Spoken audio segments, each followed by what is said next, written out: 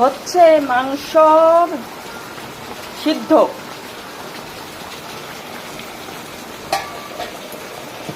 জল গরম, গোটা এলাচ দিয়ে বাবারে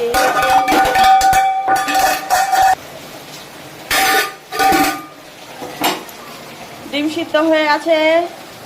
এদিকে চাল ভিজানো আছে।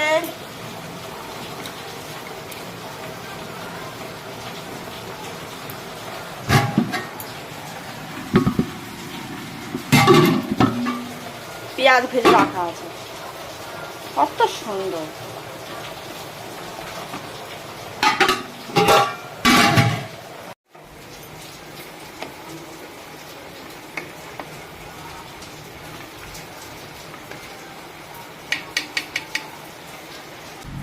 মশলাগুলো সব ফেলে দিয়েছি, কেননা ওই যখন এগুলো গালে পড়লে ভালো লাগবে না।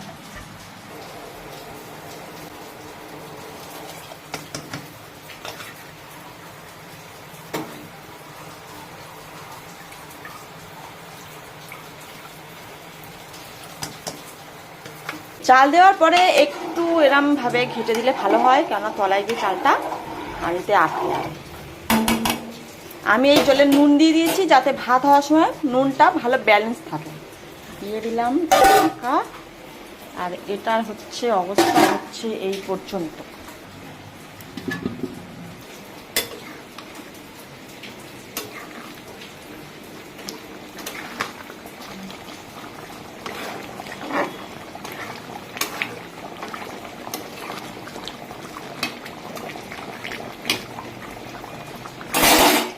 ভাতগুলো দেখাই কি অবস্থায়।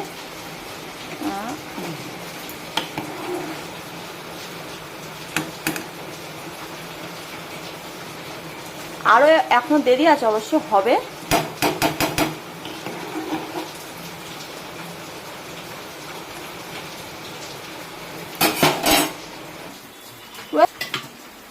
মাংস মরণ সব গলে গিয়েছে, ঠিক আছে। অনেকক্ষণ ধরে যেহেতু ফোটাচ্ছি না,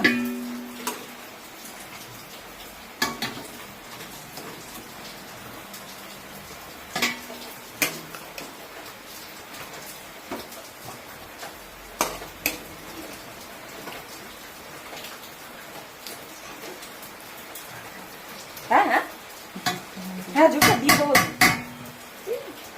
বলবি জুসটা দিলে তবে তো জুস টাইপের খেতে হয় না।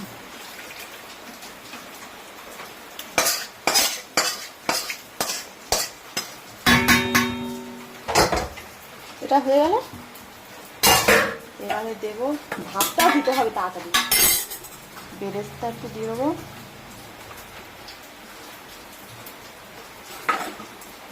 দেখি একটু একটু গরম মশলা বিরিয়ানির মশলা যাতে ভাতটা দিই। ভাত না দিলে ভাত গলে যাবে। বন্ধ করবো।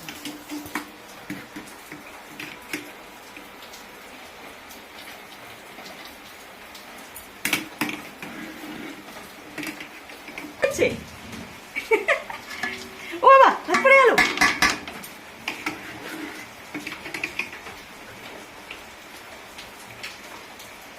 খারাপ হলে কিন্তু আমি কিছু বলতে পারি না।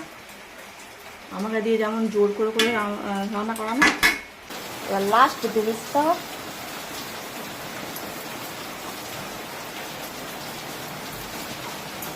হয়ে গেল।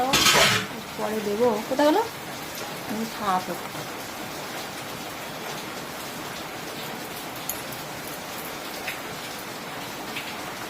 দিলাম। এবার দেবো হচ্ছে গোলাপ চপ।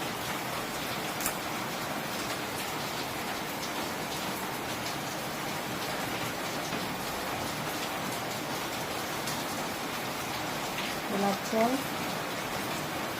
দিলাম, আর একটু বিরিয়ানি মশলা,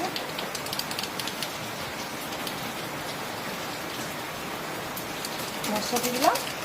এরপরে দুধ দিয়ে জাফরানটা একটু ইয়ে করে নিই, তারপর দিচ্ছি। দেখাই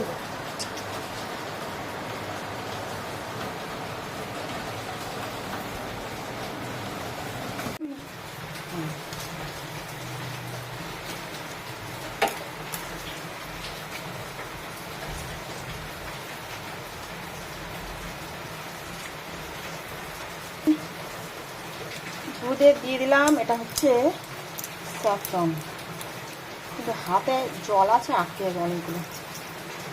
জাস্ট দুটো একটা হলেই হয়ে যাবে।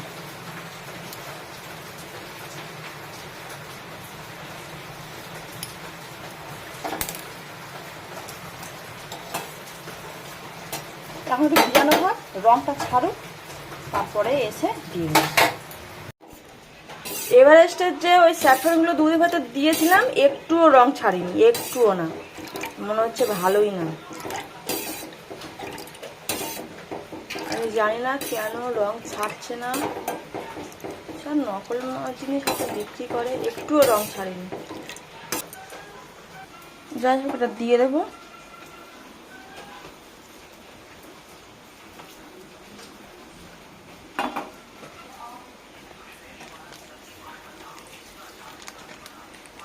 আর একটু দিয়ে দিলাম। এরকম আমার কাছে আঠা নেই, তাই আমি রুমাল ভিজিয়ে আর ঢাকা দিয়ে এই দমে বসলাম। আমার কিছু করার নেই, কেন আমার কাছে আঠা নেই।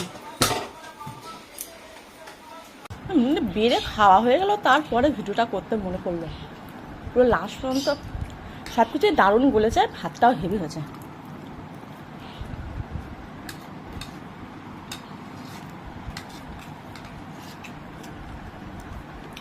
না, যে পরিশ্রমটা সাকসেস হয়েছে, মাছ তো সাকসেস হয়েছে।